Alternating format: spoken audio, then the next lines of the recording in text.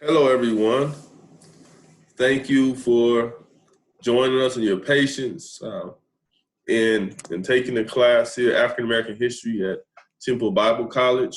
We are going to go into chapter 3 from our text today. I'm going to lecture from chapter 3. In other words, the information that I provide today will be from chapter 3 in our textbook, From Slavery to Freedom. You should be able to see the PowerPoint now. So I think this will be very helpful for you. I'm going to go ahead and project the screen and make sure that you can see it. Let me do one thing first. I want to make sure that I'm recording properly because I don't want to go into this whole thing and make sure and that it's not recorded. And it is. Okay, let me move forward.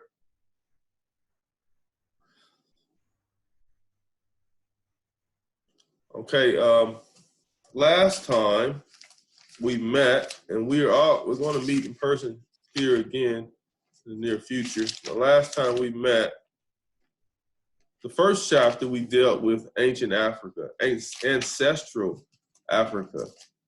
Often when we have a study of African American history, we start with 1619. You'll hear that date, 1619. I want you to write that down.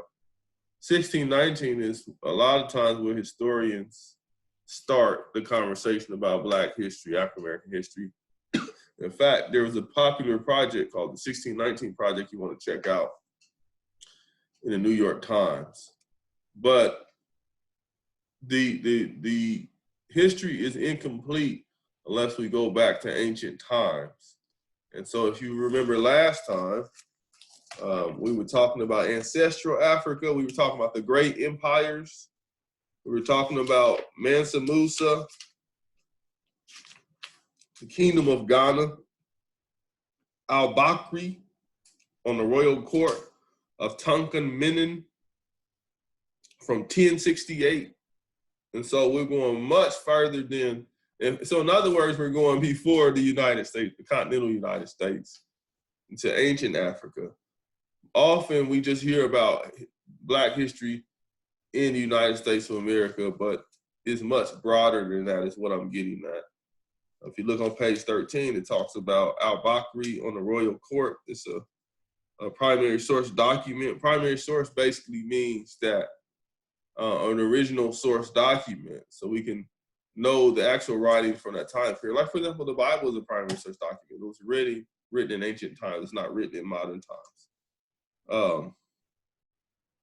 Al-Bakri on his royal court says he sits in the audience or to hear grievances against officials in a domed pavilion around which stand 10 horses covered with gold embroidered materials. Behind the king stand 10 pages holding shields and swords of his country, wearing splendid garments, their hair plated with gold. The governor of the city sits on the ground before the king, and around him are ministers seated likewise. At the door of the pavilion are dogs of excellent pedigree who hardly ever leave the place where the king is guarding. The king is. They guard him. Round their necks, they wear collars of gold and silver studded with a number of balls of the same metal. The audience is announced by the beating of a drum that they call a dubba, made from a long hollow log. When the people who profess the same religion as the king approach him, they fall on their knees and sprinkle dust on their heads, for this is their way of greeting him. As for the Muslims, they greet him only by clapping their hands.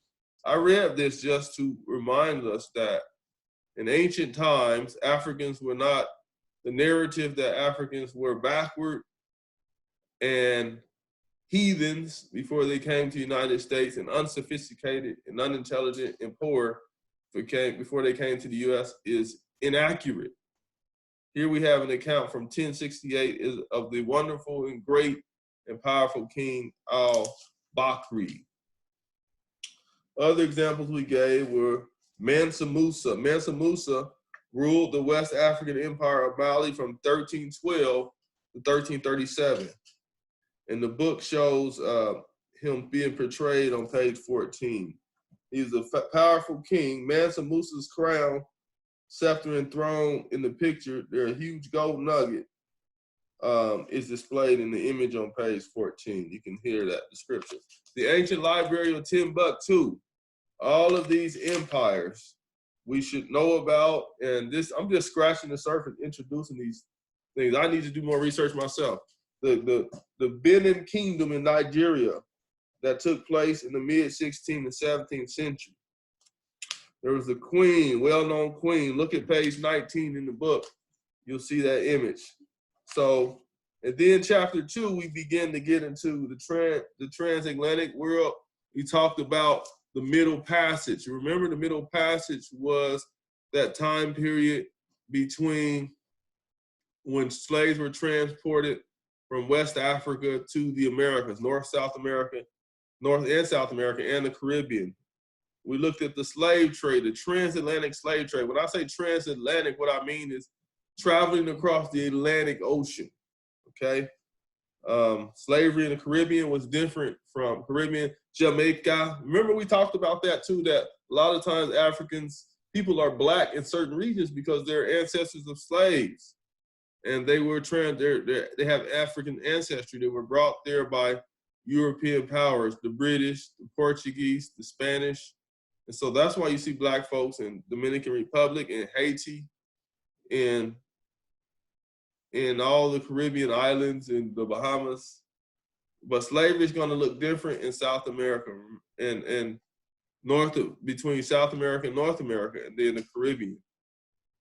In some cases, they had a lot easier time in some cases in the Caribbean or South America. Now, understand this, we talked about this, more slaves were transported to South America. We don't hear a lot about the history of slavery in South America. Okay, so let us move forward to chapter 3. I gave a long intro, establishing North American slavery. And so now that we talked a little bit about the transportation of slaves, we're going to go into this more history of slavery in North America. Remember, North America includes the United States. This is a picture of New Amsterdam, and this engraving on copper is probably the second oldest view of New Amsterdam. The figures in the foreground appear in several engravings depicting different parts of the New World. And so this is an image of New Amsterdam that's also depicted in our text as well.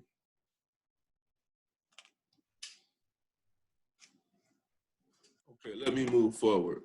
Some of the early settlements, slaves played an important role in Spanish efforts to gain a foothold in North America. In other words, for Spain to become a superpower, they needed the power of the manpower, the human capital of slaves. They would not have been able to do it without slaves, without black folk. When people say we built this country, when African Americans say we built this country, that's very true. It's very, very true.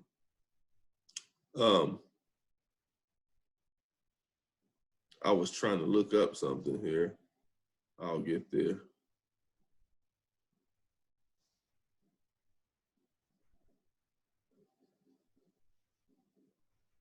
Just bear with me.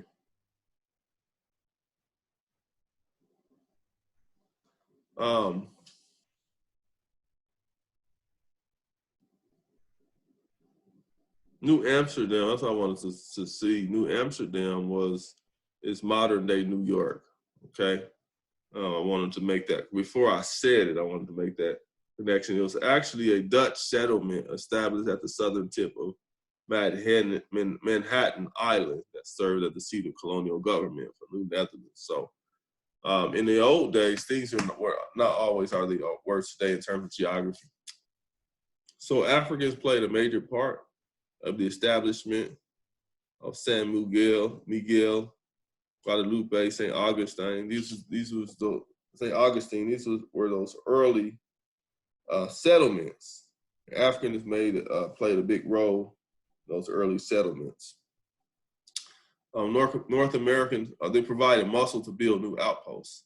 And so just to give you a time frame,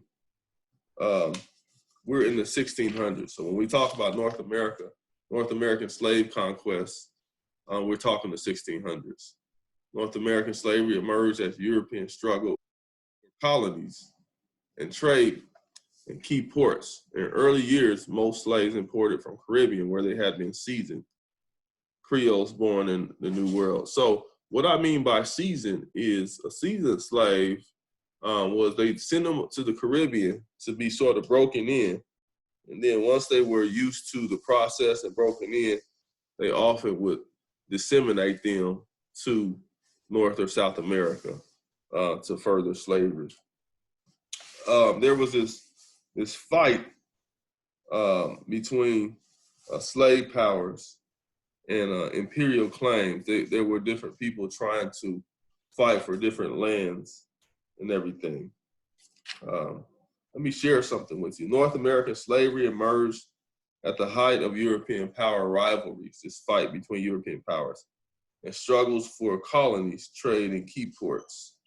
Decisions were made, this is on page 49, decisions were made in the metropoles, the mother countries, affected the nature of their respective slave systems, as well as the lived experiences of many Black people within the colonizing nations, particular spheres of authority. For example, in 1655, the Dutch successfully challenged Swedish control of the Delaware Valley, ending Sweden's imperial claim on the North American continent. The English and the Dutch, were also rivals as well. They waged war against each other in the 1650s and 1660s. These two Anglo-Dutch wars coincided partly with the restoration of the Stuart kings' return to the English throne of 1660. Just a little bit about what I said earlier about the seasoned slaves. Most slaves brought to North American colonies in the early years of settlement did not come on slave ships directly from Africa. Rather, ships brought African slaves first to the Caribbean islands or the large Atlantic rim, where they were seasoned, broken into the harsh regime of slavery. Slaves bore Spanish and Portuguese names. So slaves often spoke Spanish and Portuguese. They didn't always speak English. And it was not uncommon for some to be multilingual, speaking African, European, and Native American languages. Over time, larger number of slaves would be labeled Creoles, which meant born in a new world. However, the ability of slave population to increase from natural reproduction, also opposed to increasing by importation alone, did not occur until the 18th century. So that's a little bit about Creoles, born in a new world. This is the North American map. You notice that, one of the things I always tell people is the map has not always been the same. In other words, the way we know the United States today was completely different, what people called things back then. In fact, Florida was not even a part of the United States. It was called Spanish Florida. At one time, it even belonged to the French. And then you see here, I talked earlier about, I'm not seeing it on this map, but I talked about there it is, New Amsterdam. It's a part of New York today. So things were different back then. And a lot of the slaves are going to come to this region in Jamestown. Imperial claims to North America, forms of North American slavery. So North American slavery and colonies assume different forms depending on the founding circumstances, the laws of European homeland, fluctuation in colonial jurisdictions, et cetera, and so forth. So depending on what country did the enslaving, the imperial power, that depended on how slavery took place and the kind of slavery it was. The English, which is the ones that enslaved our ancestors here in the United States, were known for being cruel and harsh. Early Virginia, before permanent bondage, what I mean by permanent bondage is the early slaves were indentured servants, which, like Jacob in the Bible, they worked a debt off. They worked the debt off. So the early slaves were almost on the same, early black slaves were almost on the same status as the white slaves, indentured servants. 70 to 85% of whites arriving at the 17th century Chesapeake were indentured servants. No criteria for distinguishing slaves from servants. So let me re-say that again. 70 to 85% of whites arriving in the 17th century. When we see the 17th century, that is the 1600s. They were indentured servants. No criteria for distinguishing slaves from servants. In other words, slavery wasn't racialized at that particular point. So the terms of servitude were flexible. Whites and blacks still differentiated by social distinctions, but everyday practices in institutional form. But in terms of slavery, there was no, at that time, the early 1600s, there was no differentiation between black and white servants.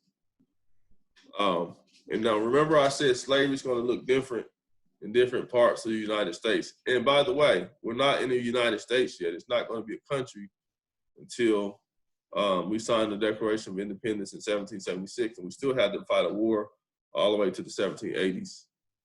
In New Netherlands, access to freedom was more available. The legal codes did not establish fixed status of racial slavery as of yet. So it's the laws that establish racialized slavery, laws against reading and writing, laws restricting marriage of black folks. These are the things that's going to make African Americans actual slaves.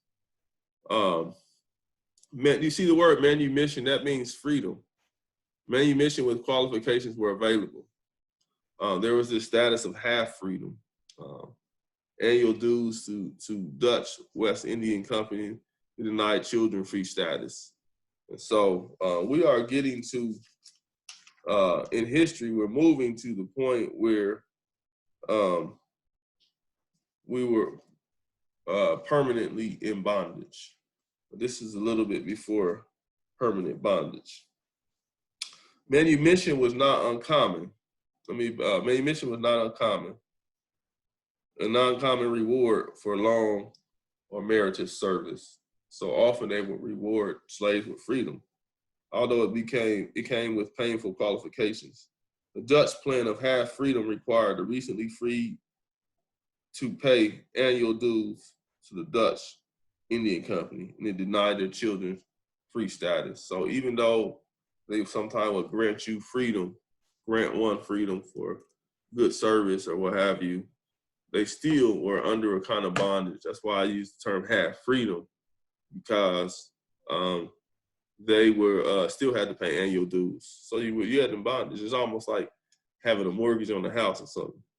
They call you a homeowner, but you're still a debtor to the bank. This is an early runaway advertisement. Notice how they depicted the slave as a savage.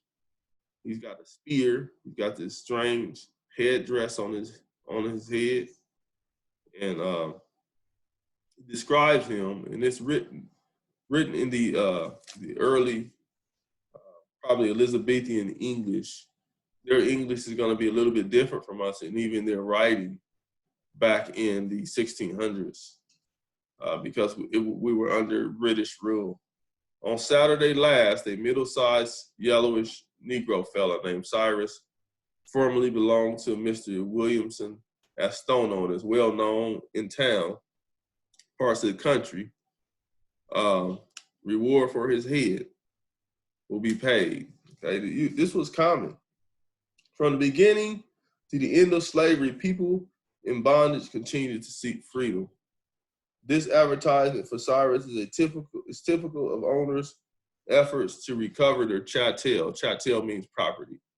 Runaway slave advertisement. So more on before permanent bondage. And when I say before permanent bondage, I mean lifelong of slavery. If you lived in the South, you were slave forever, but it wasn't always like that at first. So again, slavery is going to look different in different regions.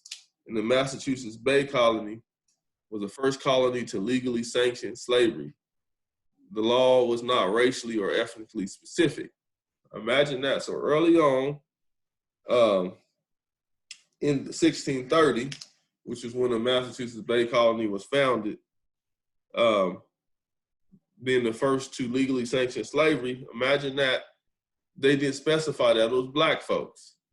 Again, you won't have racialized slavery till you'll really start seeing that in the late 1600s. Right now, we are in about the 1630s. Under Puritan social structure, slaves incorporated into families they served. So the Puritans incorporated the slaves into their families. And they were prominent in the Massachusetts Bay Colony. In fact, the first English colonies to give legal sanctioned slavery, I talked about that. The 1641 law recognized that human bondage was permissible for lawful captives taken in just wars and such strangers as willing to sell themselves or sold to us. It is noteworthy that the 1641 statute was not racially or ethnically specific. And indeed, Massachusetts Bay had already sentenced white men to slavery and had sold into Caribbean bondage Native Americans who were captured during the Petcoat War in 1636 and 1637. So back then, it was legal for whites and Native Americans to be slaves. This is an image of baptism of slaves. This is actually in the book on page 53. Because Christian slaves were regarded as more obedient and adjusted, they were recruited into the church. In the early days, now keep in mind, later on, some masters would not allow African Americans to be saved or be Christians because they knew that if they discovered they had a soul, that they were human. You want to keep treating somebody in a bad way, tell them they're not human, okay?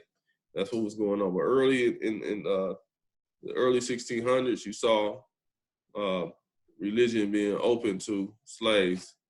This is going to be depending on the state and the region where slavery is taking place, because you do see all throughout slavery, many slaves were religious, were Christian. Some were pastors and preachers.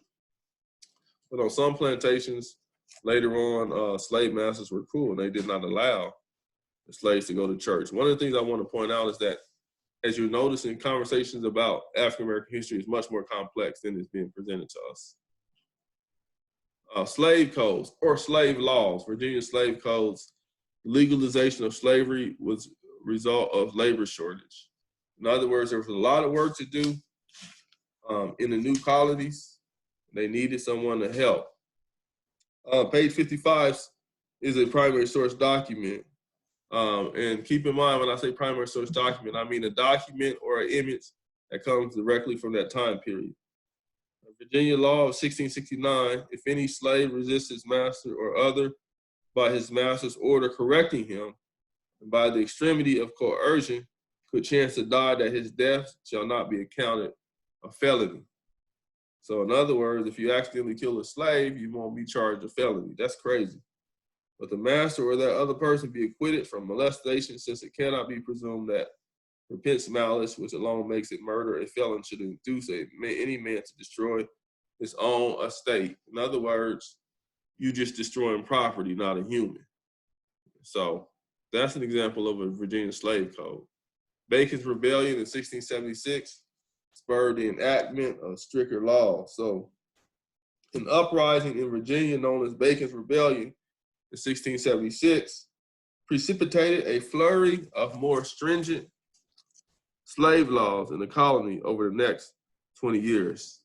So Nathan Bacon, a young English planter, recently arrived in Virginia. He organized and led the uprising, accusing colonial officials of failing to protect settlers from Indian raids. A group of black slaves, combined with white indentured servants and small farmers, joined Bacon in rebelling against a treaty in Virginia's royal governor.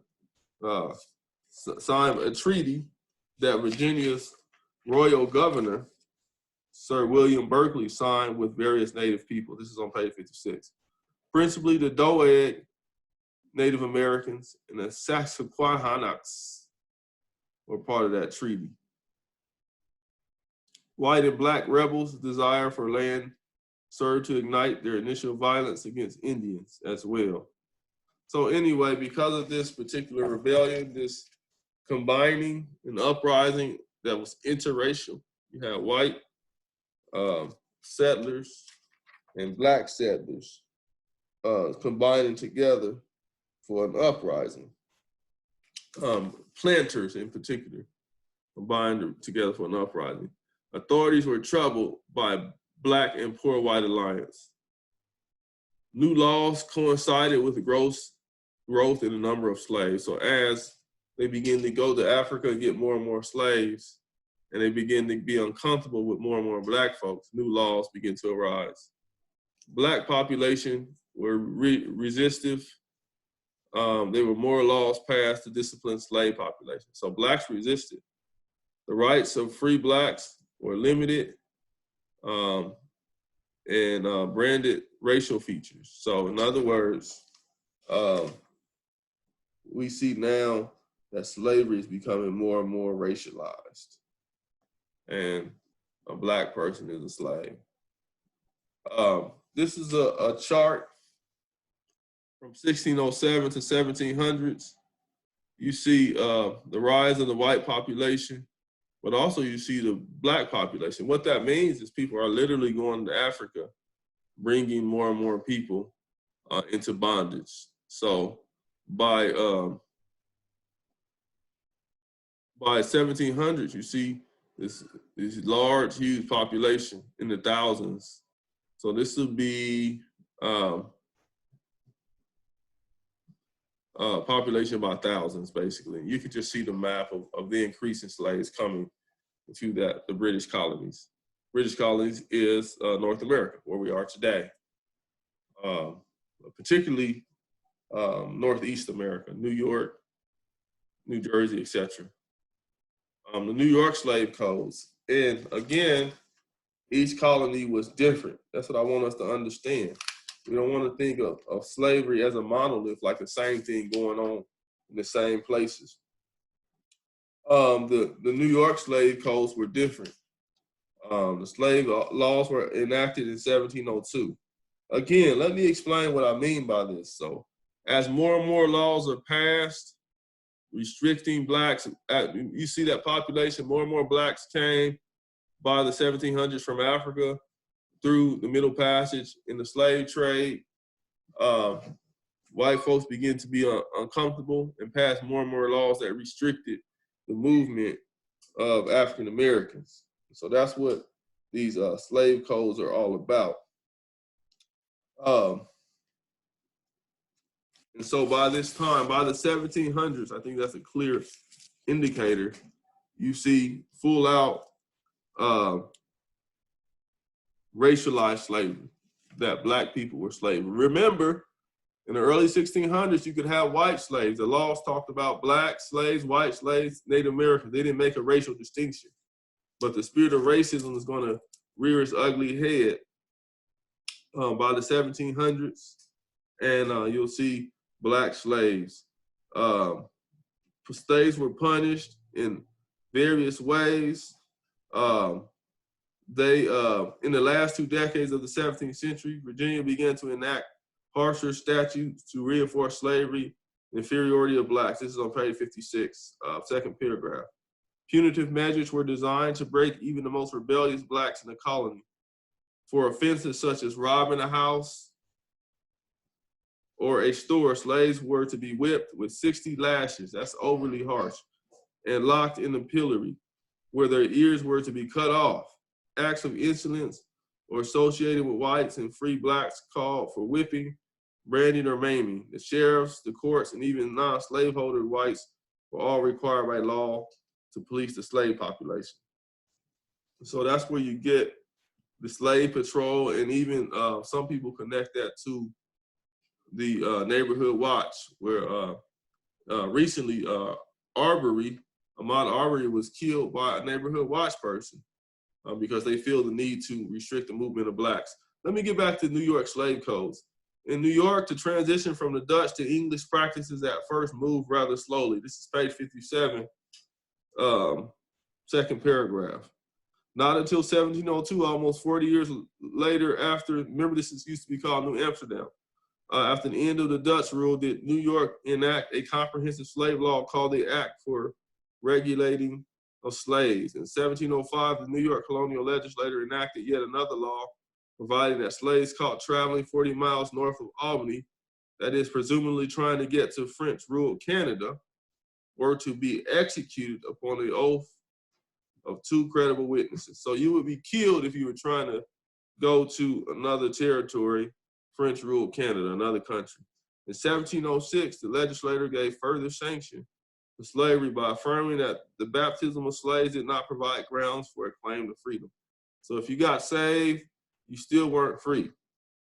And so then we get into the hypocrisy of Christians. And so there's much writing in one of the books we'll read if we have time, at least have you read a chapter about the hypocrisy of Christians that were slave owners, slaveholders, and pastors would preach sermons in defense of slavery using scripture. So you had a lot of hypocrisy at that particular time. The law, but on the other hand, the anti-slavery movement and the abolitionist movement came out of the church in the North. Many, many white pastors fought for the cause of freedom.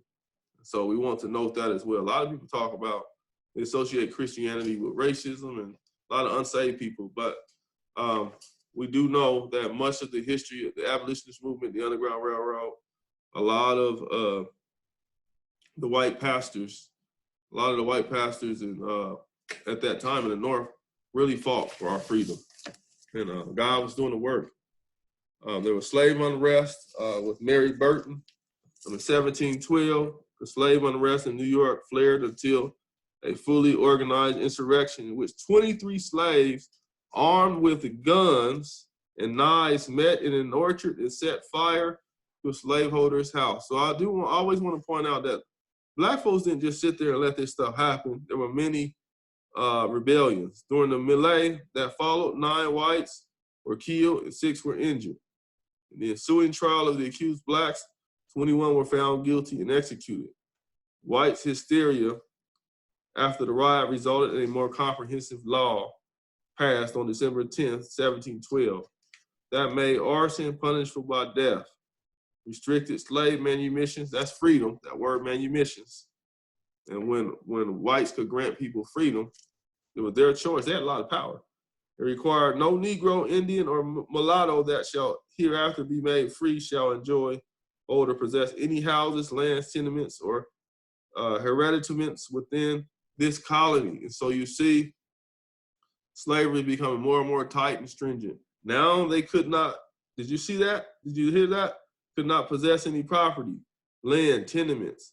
Because in other societies, slaves could own property, they could do business. But in the United States, you see one of the most strictest forms of slavery.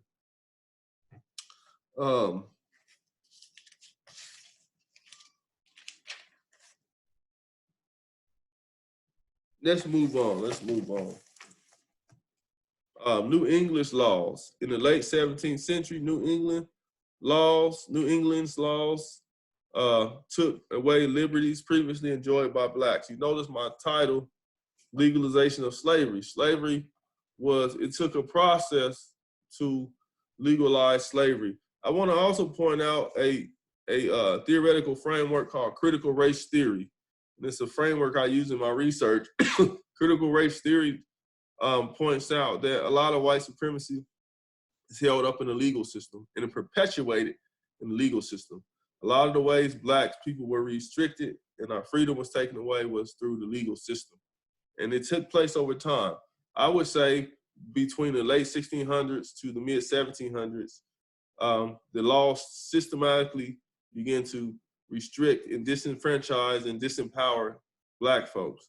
So by the time you get to the early to mid 1700s, you have full-blown Black slavery. Slaves still had rights, more rights than other British colonies in New England. They could testify in court, they could sue. At this particular time, it's going to change. They could petition for freedom, allowed to marry, but if owned by different masters, they were forced to live apart. This will be more rights than many slaves had at that particular time. In the Carolinas, again, what I want to point out is that slavery looks different in different regions of the United States. Let me go back to that map right quick, just so you can get a visual again. Slavery is going to look different from here. Here you have different laws. Remember we learned about the laws in New York, how the movement was restricted. In New England, the slavery was different. They had more rights. In some areas, they had less rights. Now we're in the South Carolina area down here. And let me get back to what I was saying on slide 15, I believe it was. Permanent servitude law before a settlement began. When I say permanent settlement, how should I explain it? Or permanent servitude, that means if you're Black and you're born into slavery, there's no way of getting out of slavery. You can't work it off. An indentured servant like Jacob, he was able to work 7 years for one wife, for Leah, and then he worked another 7 years for Rachel. That's indentured servanthood. But permanent slavery, you don't get to do that. You can't work nothing or anything off. John Locke, he's a famous philosopher. He said every freeman of Carolina shall have absolute power and authority over his Negro slaves of what opinion or religion soever. John Locke was supposed to be a well-respected philosopher, and it's somebody we cite all the time in our history classes and our philosophy and political theory classes. In fact, John Locke was responsible for our Constitution that says all men are created equal with certain inalienable rights. They're entitled to life, liberty, and the pursuit of happiness. Those words came from John Locke, but here he was a racist, saying that a person that owned slaves had absolute authority over their Negro slaves. But there was a growth of a Black population. A lot of our ancestors, like when you go to down south and you see a large Black population like Mississippi, Alabama, that's because we're descendants of slaves. And that was the heavily populated slave areas. In the South, they needed more slaves to do farming in the South, because there are certain crops like cotton and rice and sugarcane that you can't grow up north. So you need more people in the South to harvest those crops. I talked about slave patrol. A lot of the modern neighborhood watch can be really traced to, in the South, can really be traced to this idea of slave patrol. Every citizen, every white citizen was responsible for looking out to make sure slaves were staying in their place. If a white person saw a Black person walking, they could ask them for their pass or their freedom papers. Sometimes Black folks were free. Sometimes they would rip up or burn your freedom papers. But slave patrol also are modern predecessors of the police department in many ways as well. We still see that violence today against Black folks. Slave courts, they were not designed to give due process to Black folks. Slave courts were designed to enforce the slave code through a separate judicial system. So Black folks had a separate, lesser judicial system. The slave laws in French Louisiana. Keep in mind, I keep teaching geography here, Louisiana was not the United States at that particular time, it was France in 1724. Okay, one of the things I would encourage people to do, study historical geography. You can see what used to be what. What parts of the United States used to be Mexico, like New Mexico. California used to be part of Mexico. California used to be its own country at one point, just for a short while. So did Utah. But I don't want to confuse you. Louisiana used to be part of France in the 1724, but there was no hard and fast rules for racial subordination in Louisiana. In other words, people were kind of on the same status racially. The slave codes began to emerge after the importation of a large number of Africans. But I want you to remember, again, as we see more and more Black folks come, people are going to begin to come up with laws to restrict their movement, restrict their freedom. We were fearful of them. Code Noir, that's what the slave codes were called in Louisiana, Code Noir. They sought to reduce manumission. They start to give less and less freedom to slaves and curb interracial mixing. This is called mechanization. This word mechanization is on That's race mixing, in other words. And you see a huge backlash all throughout United States history.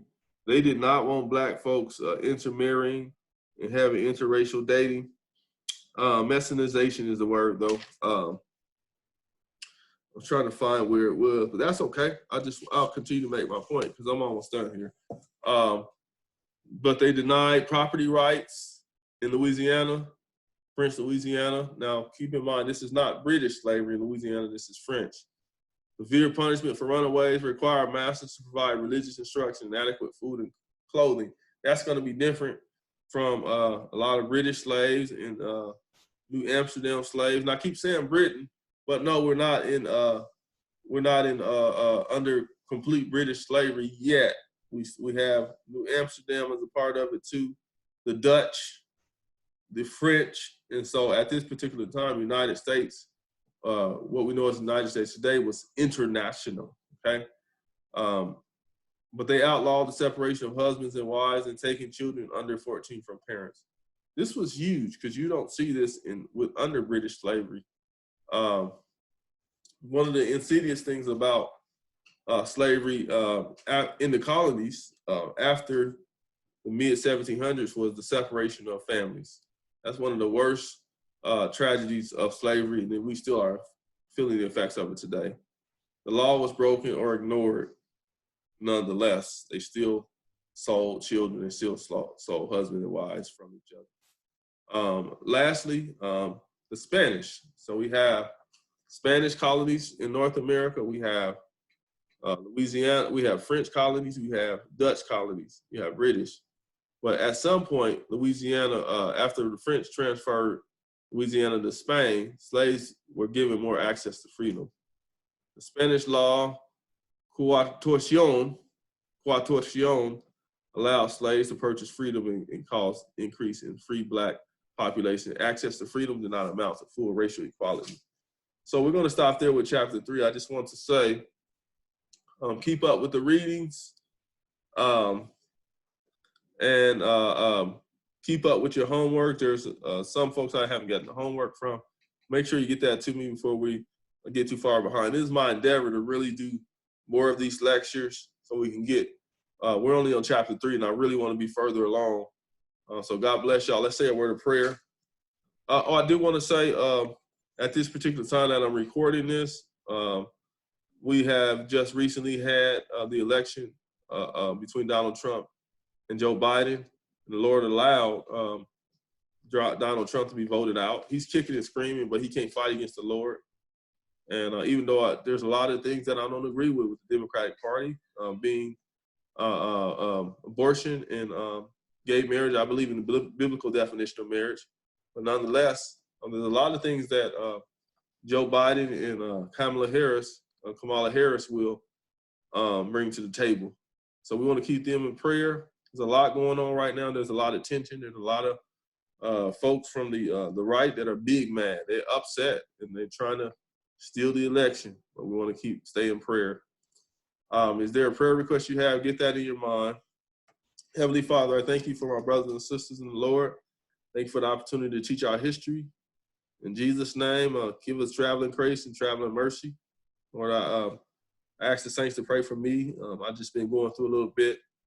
And some things are heavy on my heart, and I just solicit prayer from those that are in the class. Give me peace, Lord. And I thank you that it's driven me back to my knees and my place in prayer, my prayer life. Since a young man, I've been praying, and you brought me up in prayer, and I want to continue to do that. Bless those that are under the sound of my voice. In Jesus' name, amen. Love y'all. Thank you for joining us, and we'll do this again. God bless.